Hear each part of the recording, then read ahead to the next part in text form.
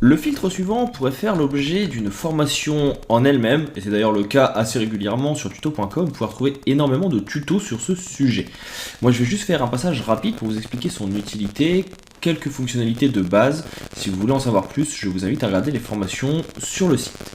Ce filtre, vous l'avez ici en venant donc convertir en objet dynamique et en faisant filtre et filtre caméra raw. Et filtre caméra raw, il va vous permettre, comme son nom l'indique, de venir ouvrir Camera Raw, qui est un logiciel ou une application, une partie du logiciel en tout cas, qui va permettre de venir traiter les photographies en RAW. Qu'est-ce que ce type de photographie? C'est tout simplement ce qu'on appelle les images brutes. Alors ce n'est pas exactement ce que j'ai à l'écran ici, je n'en avais pas sous la main, mais c'est ce que quand vous allez prendre en photo avec un appareil réflexe, par exemple un Nikon, un Pentax, un Canon ou autre, vous obtiendrez comme fichier. Vous n'allez pas forcément avoir du JPEG, vous pouvez le demander à votre appareil bien sûr, mais il est possible d'avoir donc ces fichiers bruts, ces fichiers en RAW. C'est par exemple du CBR si ma mémoire est bonne pour Canon.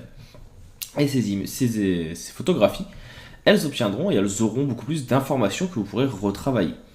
Vous pourrez utiliser pour cela donc Camera Raw qui traite ce type de fichier et qui est composé, comme vous le voyez, de plusieurs sous-menus et de menus.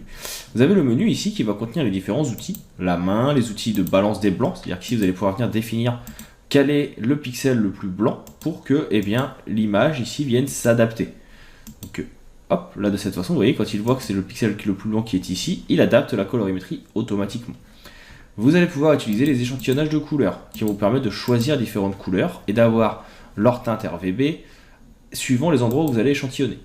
Vous avez la possibilité d'avoir des réglages ciblés pour les teintes et les saturations. De cette façon, vous venez cibler une couleur et ici vous allez pouvoir venir donc régler les pourcentages de celle-ci.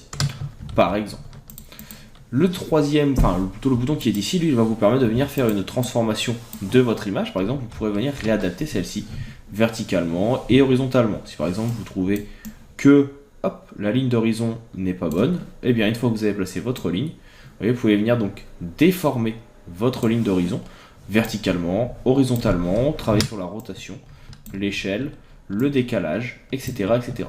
Et tout se fera bien sûr par rapport à la ligne que vous allez tracer ici, tout simplement. Le bouton suivant, il vous permet de supprimer des défauts, ça va être tout ce qui va être outil de correction, un petit peu comme on le connaît dans Photoshop. Là par exemple, on peut voir qu'il y a un petit défaut.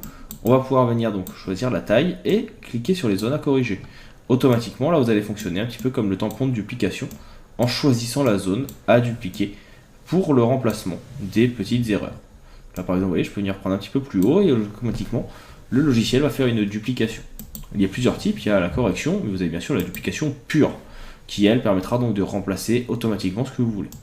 Vous avez également ici un bouton afficher les défauts qui va vous permettre en fait de venir vous mettre en nuance de gris et voir les différents défauts présents dans votre photo. Vous avez ici la correction des yeux rouges, la possibilité d'avoir un pinceau de retouche qui va vous permettre de venir ici peindre les effets que vous souhaitez. Vous voyez, vous venez peindre et automatiquement vous pouvez venir augmenter la température des zones que vous allez modifier. Et très rapidement, ça vous permet de modifier l'ambiance colorimétrique et lumineuse de votre photo. Encore une fois, je ne rentre pas dans tous les détails, sinon la formation ferait 2 heures rien que sur Camera Raw. Si c'est quelque chose qui vous intéresse, ça pourra faire l'objet d'une formation un petit peu plus poussée. Je me procurerai des fichiers RAW et je vous ferai une formation complète sur tous les outils. Vous avez pour finir donc l'outil dégradé ou l'outil filtre radial et bien sûr toutes les possibilités de retouche qui se trouvent ici. Donc, comme vous le voyez, c'est quelque chose d'assez complet. Je n'irai pas plus loin, je vous ai montré du coup l'essentiel et comment il fonctionne. On va maintenant pouvoir passer au filtre suivant, c'est-à-dire la correction de l'objectif.